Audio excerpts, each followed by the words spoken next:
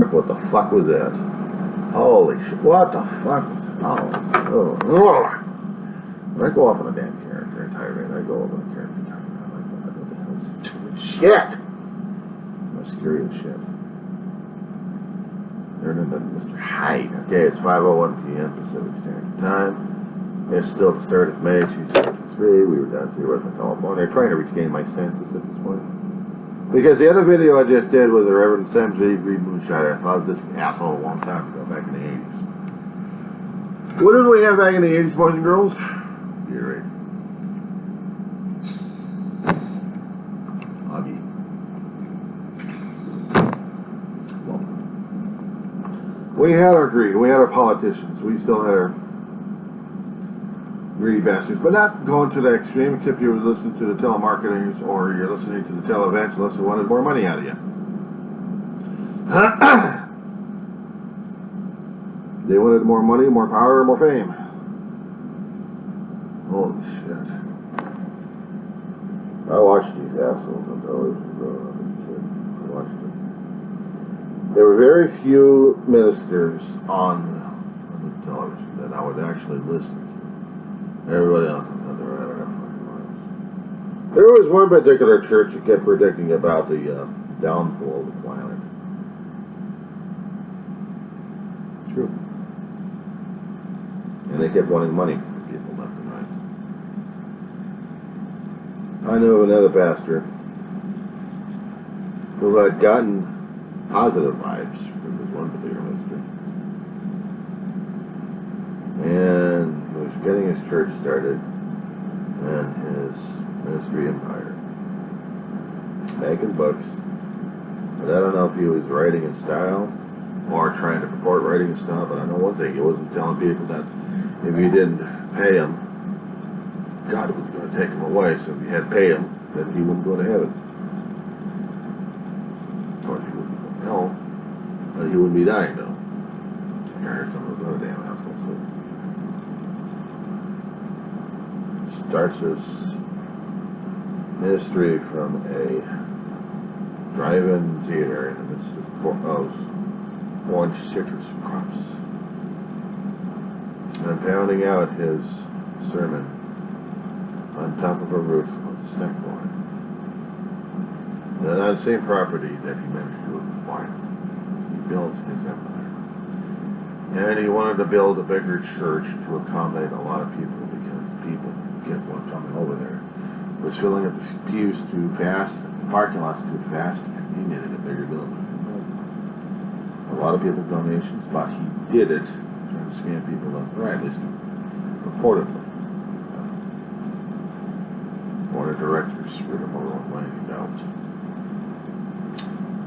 His kids struggle with the empire, crumble it.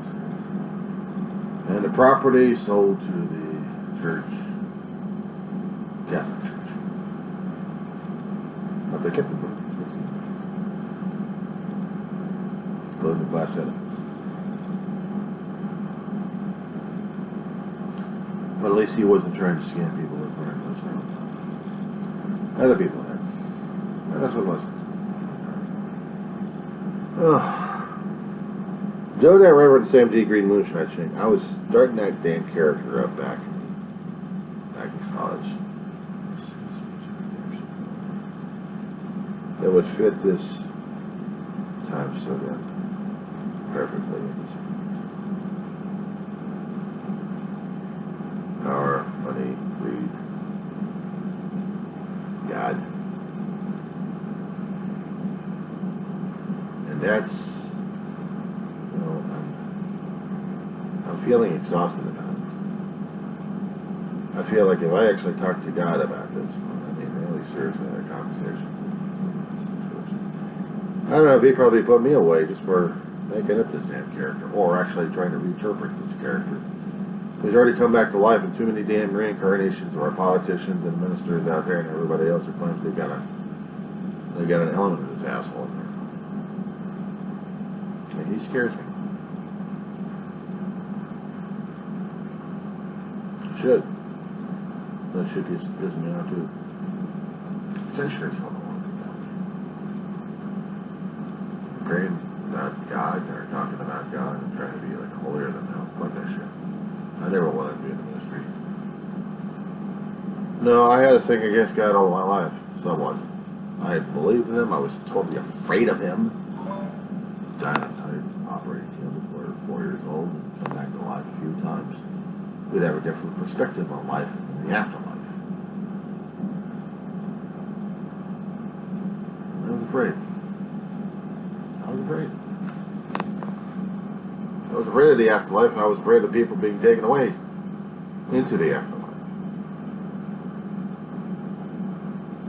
The reason why I created the channel I got right now as it is dealing with my own fears, phobias, failure, faith, trust. Going through a hell of a lot of pain, grief, mourning, misery, experiences, life, learning, eventually death again. I wanted to leave something back. I wanted to leave something behind. I wanted to leave something that say I was here. Something simple.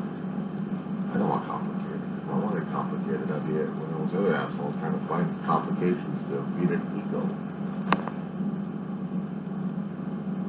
I know what feeding an ego is like, and it scares the hell out of me too. Been there, done that. No, thank you. Pen collecting. Rank collecting. Science fiction. Show people that, yes, I am this, I am that. How'd you like who I am? I am this guy because I wear other shit on my chest. Look at the metal I got right now. I've got about 5,000 pounds of metal here, and it's killing me, but I got to continue shaking it. Oh my God, what happened to one of the clasps? I'm losing pens because of clasps. Ah! And I thought you were one of my favorite guys. I was one of your favorite guys. How do you dare you notice me? I just lost my clasps. How dare you? And now the pins have nothing in there, just sticking into me. I saw it.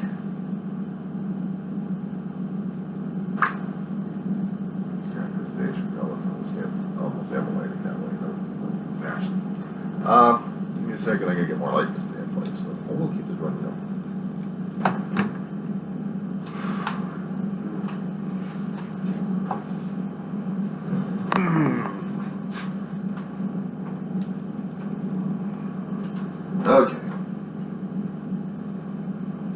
Okay. That'll help. Somebody.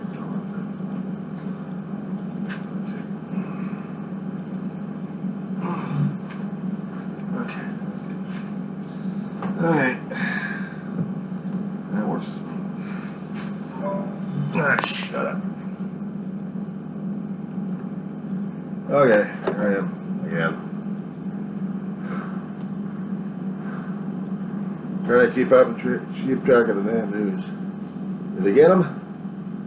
They got the son of a bitch. Good. Shooting at the head out in Atlanta? They got the bastard. I'm glad to hear that. Because they got him, and they're going to barbecue his ass in court and everywhere else.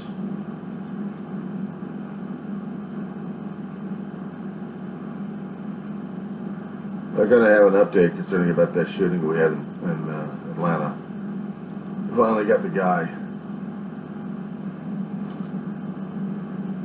They did a massive statewide manhunt and they got the bastard. But people can't breathe a sigh of relief when that's over.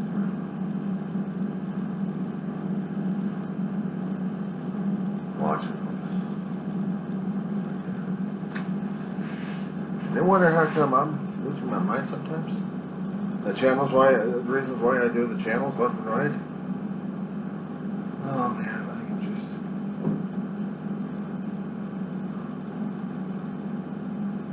When they actually have they're going to be talking about the guy who they just arrested in the Atlanta shooting. I'm going to have that on my tape out here. I was talking about Sam G. Green Moonshine, right? I was also talking about a problem with my faith. the trust and everything else going on these days. But I really did not. I didn't want to be pushed into that kind of character position, and I really wasn't. I know I was talking about politics earlier on, and how things are going. And I just had to do the character. The demonstration of what I've seen happen over the past 30 years of how political power corrupts a hell of a lot of people who are not used to and don't want to be used to. But it's still scary shit, and it is terrifying.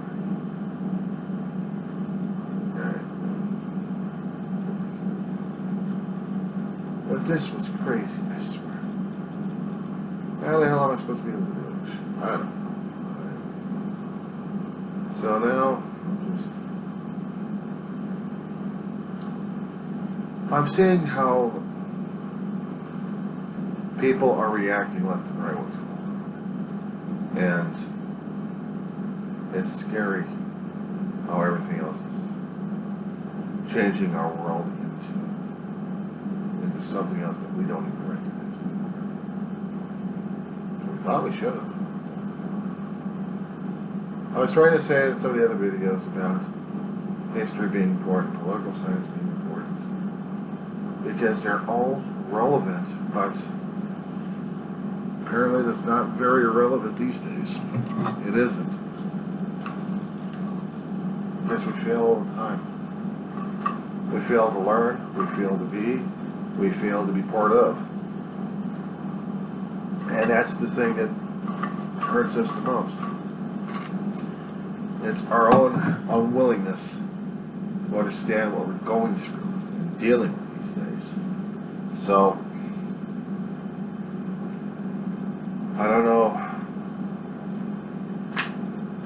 anymore.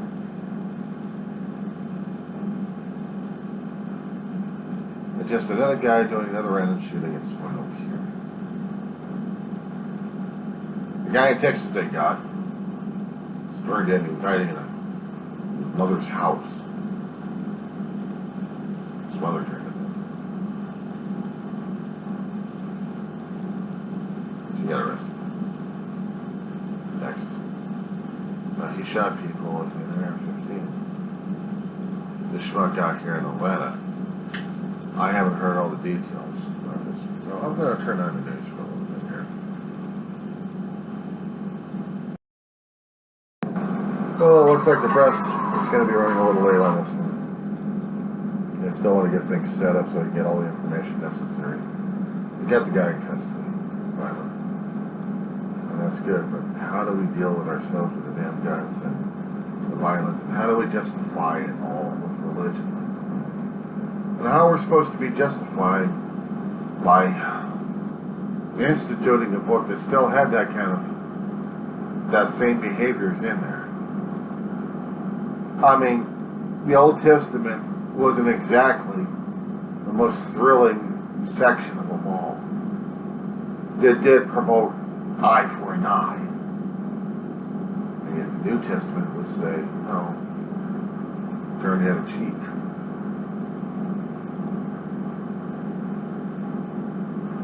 I'm not here to judge people's beliefs and what they believe. What I do have a problem is they're trying to enforce belief down in people's throats left and right, saying this is the absolute. We've had that all our humanity's existence. We were given free will, we were given the ability to learn from our mistakes, and we haven't. But if we did, we weren't strong enough to beat the other schmuck down. Or modify that other schmuck's behavior so he wouldn't have a beat down. Well, we have a beat down. Things are happening too damn crazy these days. Way too crazy. But we're supposed to be what? The day of fifth domino. Do I believe there's a God? Yes, I do believe there's a God. Do I believe that there's Margaret and myself that restores me insanity? I keep asking that provider. Sanity? What's that anymore? I don't know it anymore. I don't know what sanity is. Complying with somebody else's thought patterns or behaviors at this point, that's sanity. If I happen to act the way I think I want to or deal with things the way I think it should, is it considered sane or not? Depending upon what people look at it as. Or they judge it as. Our judgments are so damn different that we are having a hard time looking at the common ground anymore. We don't know what the gray area is. We don't know what the area of compromise is. And what can be used to build something new. We want to keep the old ways? Well, how are we going to be keeping the old ways? If we're going back. Where do we go? Back to the point of caveman?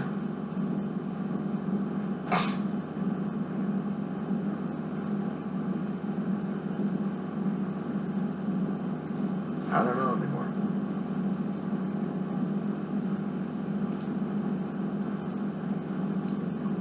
Turn on the news right now.